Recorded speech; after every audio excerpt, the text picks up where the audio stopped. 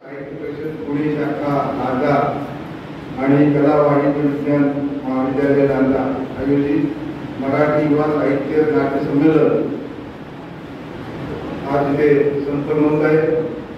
या कार्यक्रमासाठी व्यासपीठावर असलेले आजच्या कार्यक्रमाचे अध्यक्ष सन्माननीय राजेश देशपांडे साहेब, त्याचप्रमाणे उद्घाटन सत्राचे अध्यक्ष सन्माननीय विजयजी मोरेकर साहेब, उद्घाटक तानाजीराव तोडगे साहेब, त्याचप्रमाणे प्रदर्शनाचे उद्घाटन ज्यांनी केले ते मिलिंद जोशी साहेब, त्याचप्रमाणे ग्रंथदालनाचं ज्यांनी उद्घाटन केलं ते डॉक्टर श्रीधर ठाकूर सर, त्याचप्रमाणे सुनीताताई राजे पवार, जयवंत पेरुलकर, त्याचप्रमाणे भाऊसाहेब बंधारे, सुभाषजी लाड। या कार्यक्रमात त्यांनी जे प्रमुख त्या कार्यक्रमाचे नांदा शाखेचे जे प्रमुख आहेत ते ॲडव्होकेट गुलाब मोरेकर साहेब, प्रकाशजी देशपांडे सर आणि आमच्या महाविद्यालयाचे प्राचार्य डॉक्टर रवींद्र कुलकर्णी, उपाचार्य चव्हाण सर, या कार्यक्रमासाठी उपस्थित असलेले व्यासपीठावरील सर्व मान्यवर, व्यासपीठासमोरील सर्व मान्यवर, लेखक, कवी, नाटककार, त्याचप्रमाणे प्राध्यापक मंडळी, इतर ग्रामस्थ आणि विद्यार्थी,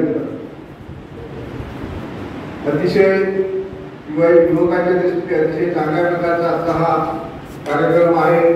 कारण युवकांना त्याच्यातून तुम्हाला मार्गदर्शन मिळणार आहे आणि मग आताच ज्यांनी आपल्याला मार्गदर्शन केले ते मिलिंद जोशी साहेब, त्यांनी आपल्याला अतिशय चांगल्या प्रकारे मार्गदर्शन केलं आहे।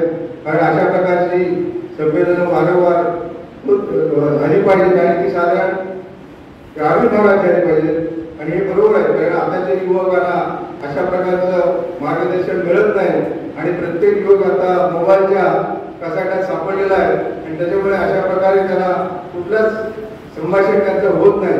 तर त्या दृष्टीने अशी वारंवार शिबिरं आणि ग्रामीण भागात जास्तीत जास्त झाली पाहिजे आणि त्याचे चांगलं त्याने मार्गदर्शन आपल्याला केलेलं आहे।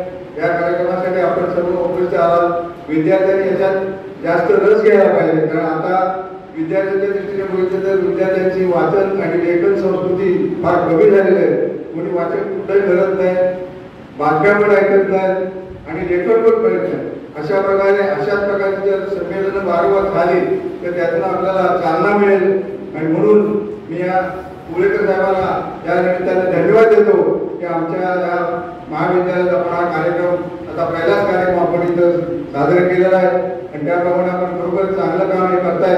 अशाच प्रकारे वारंवार आपण खेडेगावात सुद्धा अशा प्रकारचे कार्यक्रम आपण करावे अशी मी त्यांना विनंती करतो। मी या संमेलनाला माझ्या संस्थेतर्फे आणि माझ्या वैयक्तिक शुभेच्छा देतो आणि मी थांबतो। जय जय महाराष्ट्र।